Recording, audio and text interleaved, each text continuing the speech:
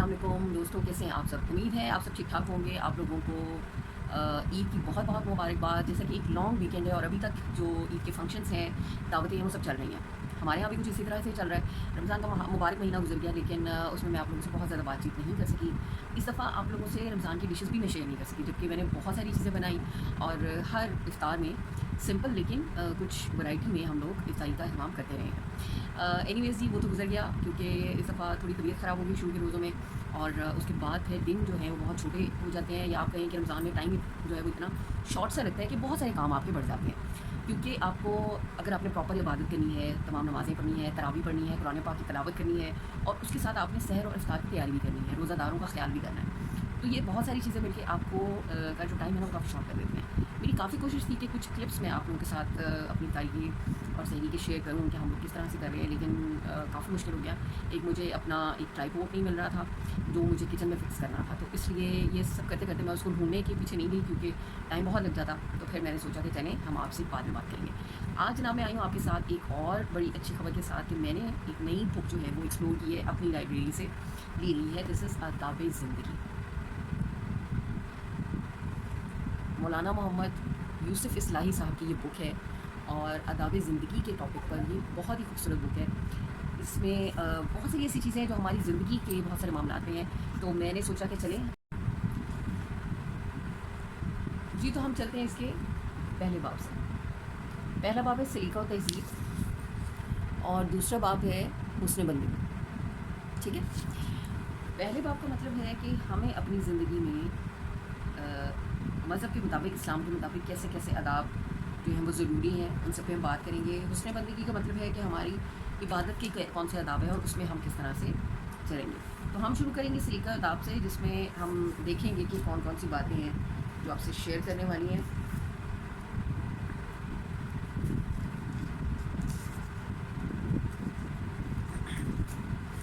یہ جناب تقریباً 306 صفحوں کی بک ہے، ٹھیک ہے، اور اس کے 5 باب، ٹھیک ہے۔ دوسرا حسن بندگی ہے، تیسرا ہے تزیین معاشرت، جس میں ہم اپنے رشتوں کے ساتھ کیسا کیسا سلوک کرتے ہیں، اس آپ کہہ سکتے ہیں حقوق العباد کے بارے میں ہے۔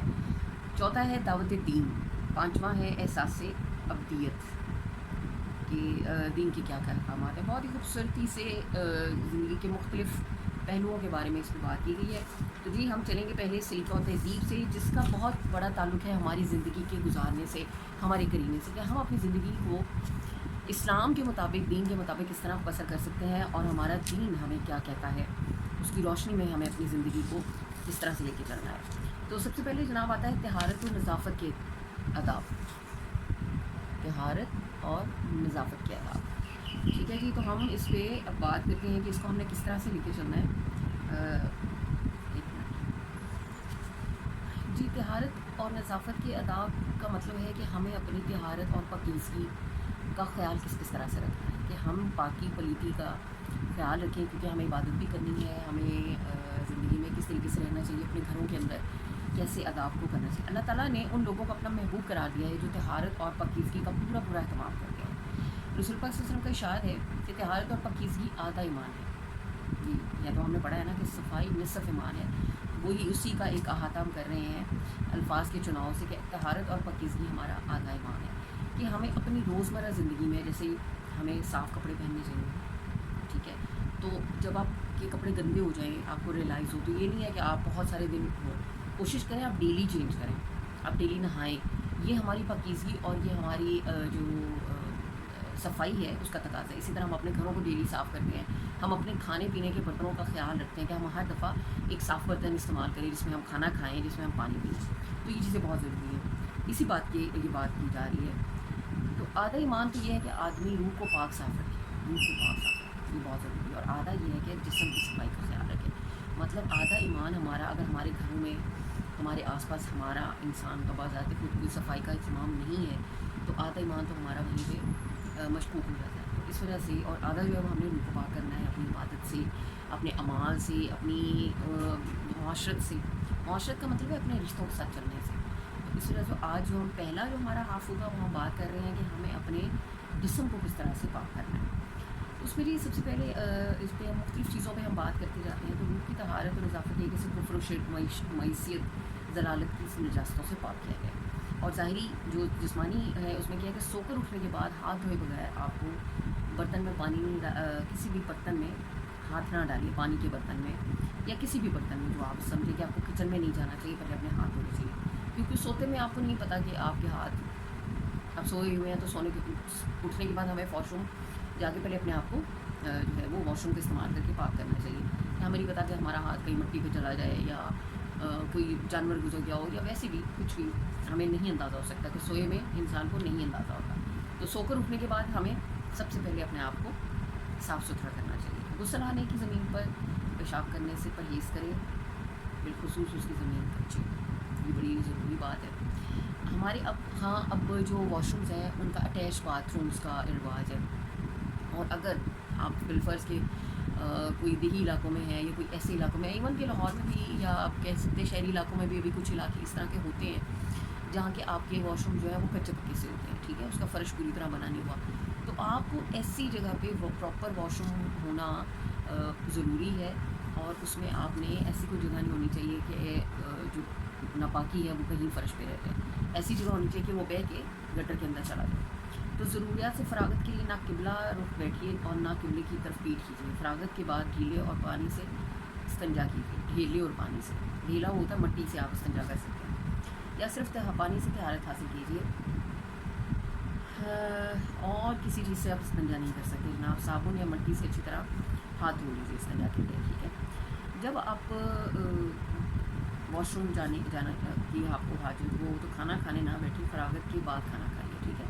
اس کا مطلب ہے کہ جب اگر آپ کھانا وغیرہ کھانے بیٹھے ہیں تو آپ نے واش روم جانا ہے تو جائیں، اور پھر پراپرلی آپ اپنے آپ کو ہاتھ دھو کے آئیں اور پھر آپ آ کے کھانا کھائیں. مطلب کہ پراپر خیال رکھیں کہ آپ کا جو ہے وہ ہاتھ پاؤں صاف ہونے چاہیے. ہاتھ پاؤں کیا، آپ کا ہر چیز، کہ آپ کس چیز سے ہاتھوں سے آپ نے کھانا ہے. تو ایک تو آپ کی وہ جراثیم کا معاملہ آ جاتا ہے، دوسرا طہارت کا بھی تقاضا ہے. اسلام نے بھی ہمیں یہ جو ہے کرا دے دے کہ آپ دیکھیں نا کہ پہلے زمانوں میں اگر ہم نے کوئی موویز دیکھی ہو، کوئی ڈراماز دیکھے ہوں، تو وہ بڑی بڑی سرائیاں سی ہوتی تھی اور ایک پاٹ سا ہوتا تھا اور ہاتھ دھلائے جاتے تھے بادشاہوں کے، اور جو خلفۂ کرام کا بھی دور ہوتا تھا، تو وہ بڑا ایک اچھا طریقہ تھا. ایون میں آپ کو بتاؤں کہ آپ نے اگر ترکی کے ڈرامے دیکھے ہیں، جیسے ارطغرل غازی ایک بہت ہسٹوریکل اچھا ڈرامہ ہے، تو اس میں بھی کھانا کھانے سے پہلے انہوں نے پاس وہ برتن رکھا ہوتا تھا. تو میاں جو ہے وہ بیوی ہے تو اپنے میاں کو وہ ہاتھ دھلوا رہی ہوتی تھی، یا گھر کی خواتین جیسے بہنیں ہیں، مائیں ہیں، تو وہ سب ہاتھ دھلواتی تھی اور پھر وہ کھانا کھانے بیٹھتے تھے. تو یہ بڑا خوبصورت اچھا طریقہ ہے کہ آپ اپنے دسترخوان پہ جانے سے پہلے اپنے ہاتھ کو دھو لیں. تو آپ کو کسی بھی قسم کا ایسا کام کیونکہ واش روم جانا ہے یا آپ نے اپنے آپ کو پاکیزگی کرنی ہے، وہ آپ اس کا پورا خیال رکھیں، ٹھیک ہے جناب. اور جہاں آپ کو رفع حاجت کے لیے جانا ہے نا، وہ جگہ ایسی نہیں ہو کہ آپ کے اوپر کوئی چھینٹے پڑ جائیں. اگر آپ کو ایسا شک ہو تو پھر آپ کے اپنے کپڑوں کو فوری پاک کرنا چاہیے یا کپڑے بدل لینے چاہیے، لیکن کوشش کریں کہ ایسا نہ ہو.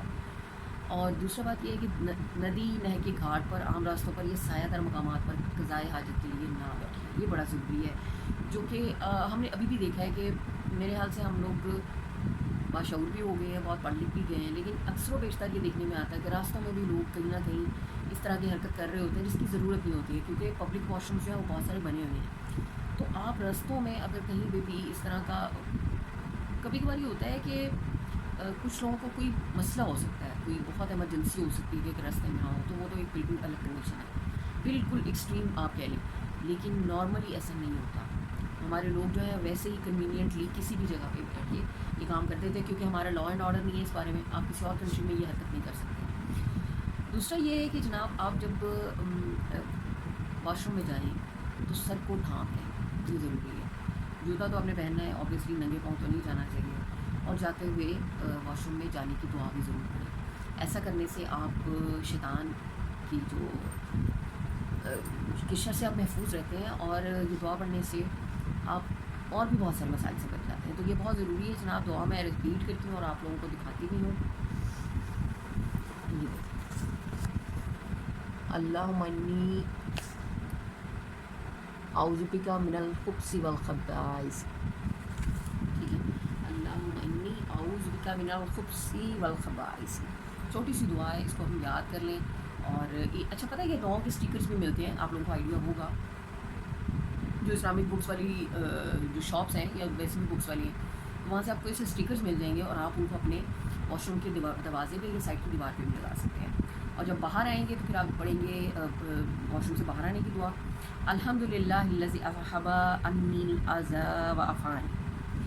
بڑی بہترین دعائیں ہیں جناب، اور ان کا ترجمہ بھی بڑا زبردست ہے. پہلی دعا جو ہم جاتے ہوئے پڑھیں گے اس کا ترجمہ، خدایا تیری پناہ چاہتا ہوں شیطانوں سے، ان شیطانوں سے بھی جو مسکر ہیں اور ان سے مذکر ہیں اور ان سے بھی جو مونس ہیں. اور جب باہر آئیں تو اس کی دعا کا ترجمہ ہے، اللہ تعالیٰ کا شکر ہے جس نے مجھ سے تکلیف دور فرمائی اور مجھے عافیت بخشی. بے شک رفع حاجت جو ہے وہ آپ کو ایک تکلیف سے نجات دیتی ہے اور آپ جو ہے اپنی جسمانی طور پہ سکون میں آ جاتے ہیں. اس کے بعد جناب اگلی بات ہے کہ ناک صاف کرنے کا بھی طریقہ ہونا چاہیے. کبھی کبھار ہم بہت بیمار ہوتے ہیں یا زکام ہوا ہوتا ہے تو اس کا یہ طریقہ ہوتا ہے کہ یہ بھی ہمیں بہت طریقے سے کرنا چاہیے. تھوکنا نہیں چاہیے جگہ جگہ. ناک صاف کرنا یا تھوکنے کا بھی ایک ایٹیکیٹس ہونے چاہیے کہ آپ یا تو واش روم جائیں یا آپ رومال استعمال کریں اور اس طرح سے نہ کریں، مطلب کہ بلا وجہ کہیں بھی آپ تھوک دیں، ٹھیک ہے. یا آپ واش جو ہے اپنا زکام اگر آپ کو ہوا ہے تو اپنا ناک بھی اسی طرح سے صاف کر لیں. یہ بڑی غیر اخلاقی سی حرکت ہے، تو ہمیں اس کا بھی بہت زیادہ خیال رکھنا ہے. بار بار ناک میں انگلی ڈالنے اور ناک کی گندگی نکالنے سے بھی پرہیز کریں، یہ بھی بہت ضروری ہے. تو یہ تمام چیزیں کہ آپ محفل میں کس طرح ہوں یا آپ کے گھر اگر فرض کریں آپ اپنی فیملی میں بھی بیٹھے ہوئے ہیں تو تب بھی آپ کو ایسی باتوں سے اوائڈ کرنا ہے، ٹھیک ہے جناب. اس کے علاوہ تمباکو نوشی کرنا یہ تو بالکل ویسے ہی بہت کہنا چاہیے کہ غیر اخلاقی اور صحت کے لیے بھی بہت مضر صحت ہے. لیکن جب آپ محفل میں بیٹھے ہوں تو آپ نے اس کا حد الامکان خیال رکھنا ہے کہ آپ ایسا کچھ بھی نہ کریں، ٹھیک ہے جناب. اور اس کے علاوہ جناب اگلی بات یہ ہے کہ وضو کافی اہتمام سے کیجیے. اگر ہر وقت ممکن نہ ہو تو اکثر باوضو رہنے کی کوشش کریں. جہاں پانی میسر نہ ہو تیمم کر لیا کریں. بسم اللہ الرحمن الرحیم پڑھ کے وضو شروع کریں اور وضو کے دوران بھی دعا پڑھیں، ٹھیک ہے جناب.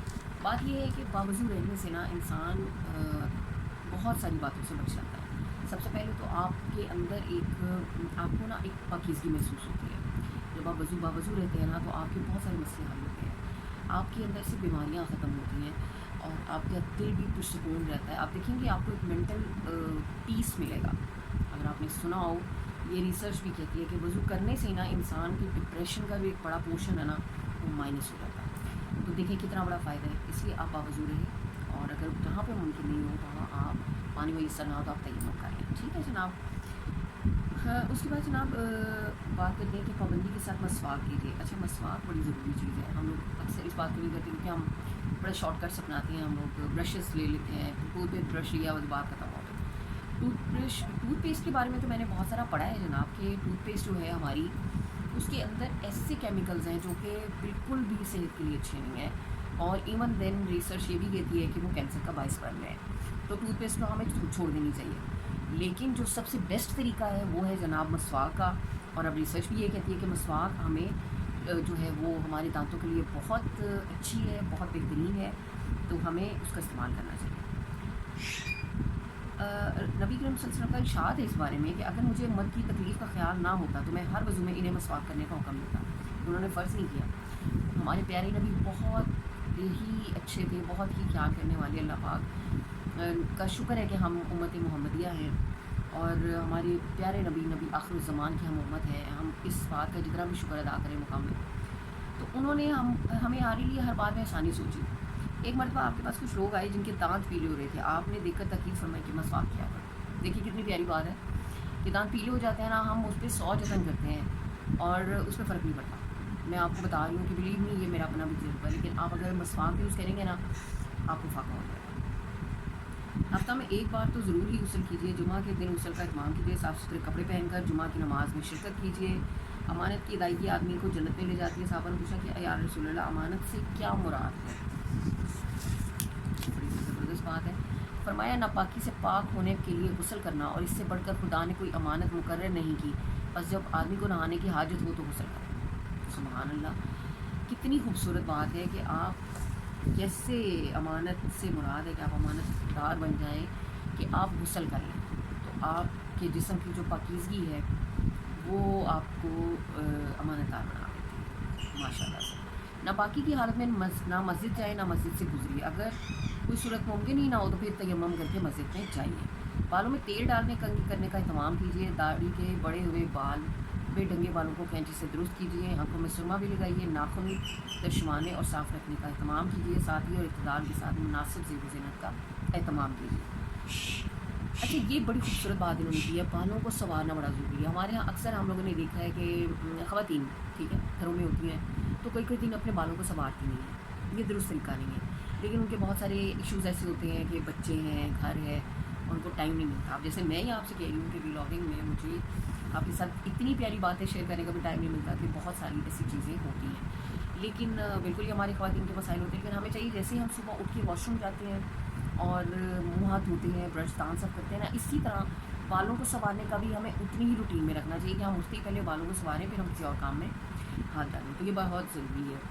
उसके अलावा नाखूनों को साफ़ रखना बहुत ज़रूरी है, क्योंकि हम हाथों से काम करते हैं, पैरों के नाखून भी साफ़ होने चाहिए। तो हफ़्ते में एक दफ़ा या 15 दिन में एक दफ़ा या महीने में एक दफ़ा आप अपने पाँव को ना बहुत साफ़ करें।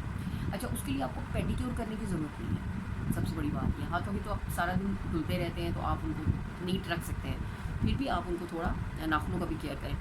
और उसके लिए मैनिक्योर पेडिक्योर आप घर पे भी सिर्फ गर्म पानी में नमक डालिए, थोड़ा सा शैम्पू डालें, ठीक है, और उसके अंदर आप डिप करें। आप गर्म पानी में 10 से 15 मिनट डिप करें पहले, तो आपके पाँव से ऐसी थकन उतरेगी ना कि आप पुरसकून हो जाएंगे। तो रात में आप अगर ये वाली एक्टिविटी कर लें कि 10 मिनट के लिए आप पाँव अपने गर्म पानी में भिगो लें और उसके बाद वैसे ही कोई भी टूल्स लेके आप उनको अच्छी तरह से रिमूव कर लें, साफ़ कर लें, ठीक है। उसके बाद आप कोई मॉइस्चराइज़र लगा लें या सरसों का तेल लगा लें। मैं सरसों के तेल को भी बहुत ज़्यादा रिकमेंड करती हूँ। तो आप देखें कि जब तक कि आप नेक्स्ट नहाते नहीं हैं ना, 2-3 दिन तक आपके पाँव हाथ साफ़ और सॉफ्ट रहेंगे।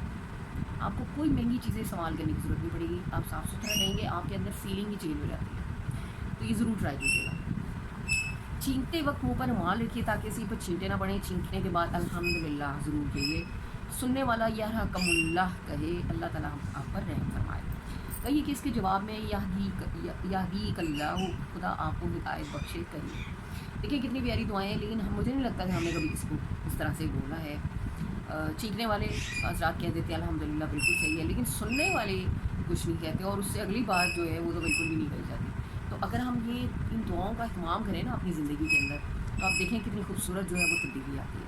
खुशबू का कसरत से इस्तेमाल करें। नबी करीम सल्लल्लाहु अलैहि वसल्लम ने खुशबू को बहुत पसंद फरमाया। आप सोकर उठने के बाद जब ज़रूरियात से फ़ारिग होते तो खुशबू ज़रूर लगाते। कितनी खूबसूरत बात है जनाब। और हमारा जो आज का पहला इस बात का टॉपिक है ना, वो यहीं पे कंप्लीट होता है कि हमें अपने जिस्म की सफाई के लिए क्या करना है। तहारत और नज़ाफ़त के आदाब, ये तमाम आदाब हैं जिनको हमें अपने ज़िंदगी का हिस्सा बनाना है। तो नेक्स्ट जो है हम पढ़ेंगे सेहत के आदाब, ठीक है। उसके बारे में हम देखेंगे कि सेहतमंद रहने के लिए हमें कौन से आदाब करें। ये सब तो है जी सफाई के, तहारत के और सलीके की, कि हमें ऐसे सलीके से अपने आप को संवारना है, अपनी ज़ात को, अपनी बॉडी को संवारना है। बहुत ज़रूरी है जनाब, चाहे मर्द हो या औरत हो, बच्चा हो या बूढ़ा हो, सबको इसका ख्याल रखना ज़रूरी है। और जब हमें आदत पड़ जाती है ना, जैसे कि हम अपने बच्चों की तरबियत ऐसे करें, तो बड़े होंगे तो हमें उनको समझाने की ज़रूरत नहीं पड़ेगी। तो इसलिए इन सब चीज़ों का ख्याल करना बतौर मुसलमान हमारे लिए बहुत ज़रूरी है। तो याद रखिए जी जनाब, सईदा की दुनिया में आज की हमारी ये खूबसूरत सी बात होती है ख़त्म। कल मिलते हैं एक नई बात के साथ, तब तक के लिए आपसे इजाज़त मांगे। लेकिन जाने से पहले हमारे चैनल को सब्सक्राइब करना मत भूलिए और वीडियो अगर अच्छी लगी है तो लाइक और शेयर ज़रूर कीजिए। मिलते हैं नेक्स्ट प्यारी सी वीडियो में, तब तक के लिए अल्लाह हाफ़िज़। Thank you so much.